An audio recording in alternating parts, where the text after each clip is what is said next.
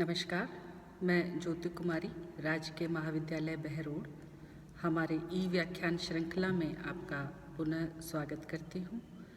हम लोग पूर्व में ध्रुव स्वामिनी नाटक पर चर्चा कर रहे थे और इस चर्चा के उस क्रम में ध्रुव स्वामिनी के जितने भी पात्र हैं उन पर हम चर्चा कर रहे थे।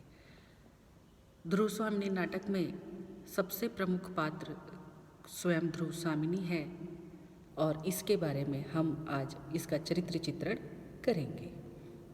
ध्रुव स्वामिनी प्रस्तुत नाटक का सबसे प्रमुख तथा केंद्रीय पात्र है। संपूर्ण नाटक की कथा ध्रुव स्वामिनी के इर्द गिर्द घूमती है।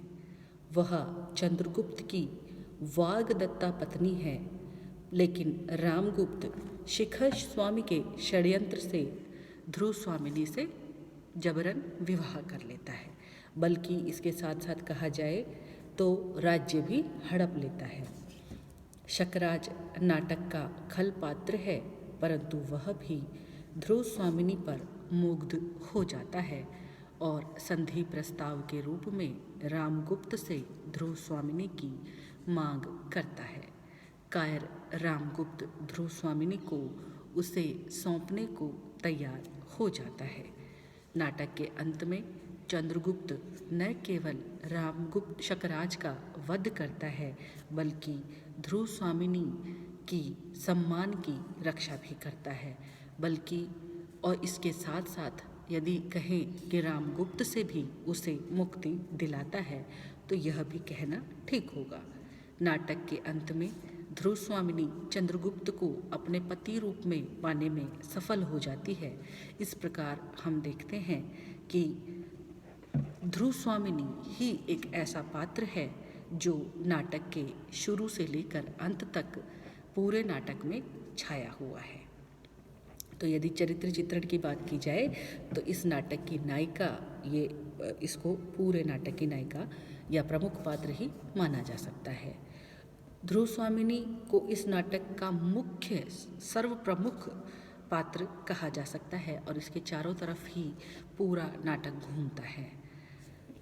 वह चंद्रगुप्त से प्रेम करती है, चंद्रगुप्त की वाग्दत्ता पत्नी है, चंद्रगुप्त भी उससे प्रेम करता है और शादी भी करना चाहता है, लेकिन चंद्रगुप्त का बड़ा भाई रामगुप्त जब उस पर मुग्ध हो जाता है और शादी कर लेता है और चंद्रगुप्त के राज्य को भी हड़प लेता है, तब ध्रुव स्वामिनी अंतर्मन से चीज़ों का विरोध उतना नहीं कर पाती, किंतु मन ही मन वह सोचती है कि किसी रोज़, किसी दिन या कैसी भी परिस्थिति के वश उसका भाग्य अवश्य बदलेगा। शकराज भी ध्रुव स्वामिनी के बाह्य रूप सौंदर्य को देख करके मोहित हो जाता है, उसके बारे में सुन करके उसके लिए मोहित हो जाता है। वह ध्रुव स्वामिनी को पाने के लिए ललायित रहता है। यहाँ ध्रुव स्वामिनी के आप बारूप सौंदर्य का चर्चा भी देख सकते हैं, किंतु उसके आंतरिक सौंदर्य को, उसके सम्मान को केवल चंद्रगुप्त ने ही समझा था।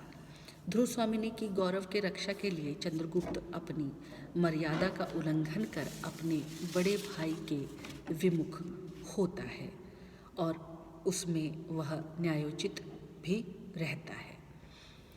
वह विद्रोह कर बैठता है और शकराज का वध तो करता ही है, साथ ही साथ रामगुप्त के कुशासन से पूरे अपने प्रदेश को मुक्त करवाता है। इस प्रकार देखा जाए तो ध्रुव स्वामिनी तीनों ही अंकों में छाई हुई है। वह नाटक के नायक चंद्रगुप्त को उसकी वीरता, उसका शौर्य, उसके कर्तव्य की याद भी दिलाती है। नाटक के खल पात्र रामगुप्त और शकराज के कार्य व्यापारों को निर्देशित करने में भी उसकी महत्ती भूमिका रहती है।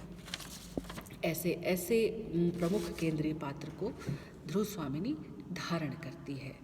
एक सच्ची प्रेमिका होने के साथ साथ सदियों से नारी के प्रति हो रहे अत्याचारों का विरोध भी वो नाटक के अंत में करती है और ये बताती है कि नारी के जीवन का जो उद्देश्य है वह केवल उसका महत्व केवल अपने रिश्तों में, अपने संबंधों में झुकना ही नहीं बल्कि उनमें ऊपर बढ़ कर के स्वयं के व्यक्तित्व को भी टटोलना है और एक नारी को दूसरे नारी के प्रति सहारा बनने की भी आवश्यकता है और अपने सम्मान के लिए लड़ने की भी आवश्यकता है।